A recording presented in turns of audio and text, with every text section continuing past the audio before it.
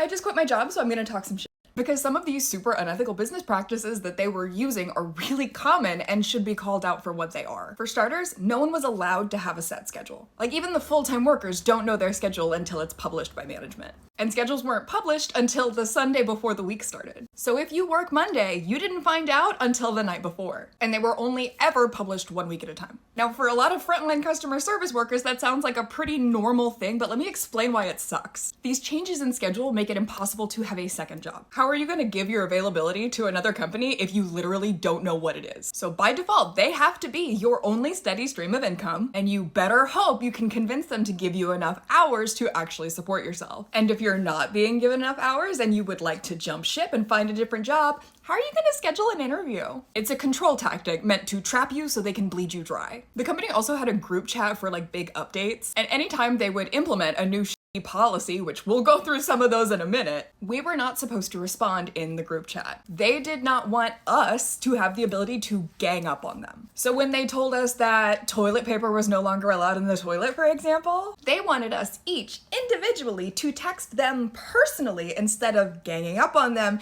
in the group chat about how bonkers that is. Another one, because of how small the stores are, it's often only one person working at a time. So if we needed to eat, we couldn't go into the back room because if somebody came in the store, we might not hear them. So when they texted the group chat to tell us that we weren't allowed to have food in the store either, a couple people pointed out the previous policy and said that that would just mean that we aren't allowed to eat at all during our 7 to 8 hour shifts. And their messages were promptly deleted. Okay, miscellaneous bad boss lightning round. A manager asked one of my friends how they were doing, and in response, they smiled and gave a thumbs up and were promptly fired for disrespecting a manager. Also, we had set like window washing days, so we would clean the windows on the outside of the building unless it was freezing or raining. And one time I was scheduled for window day, and when I got there, it was raining outside, so I texted my boss to be like, hey, it's raining. And she said, I didn't see rain in the forecast today, so clean the windows anyways. I sent a video of it raining outside and never got a response, so I ended up cleaning the windows in the rain. What sucks is I am actually genuinely sad to be leaving. Despite the disastrous mismanagement of the company, I really enjoyed my niche and loved my customers. And I stayed at my last corporate job through horrific mismanagement until I burned myself out beyond recognition and had a straight up mental breakdown, and I'm not gonna do that again. What's really crazy is the terrible manager at my corporate job and the terrible manager at the job I just left are both named Stacy. What's up with Stacy's?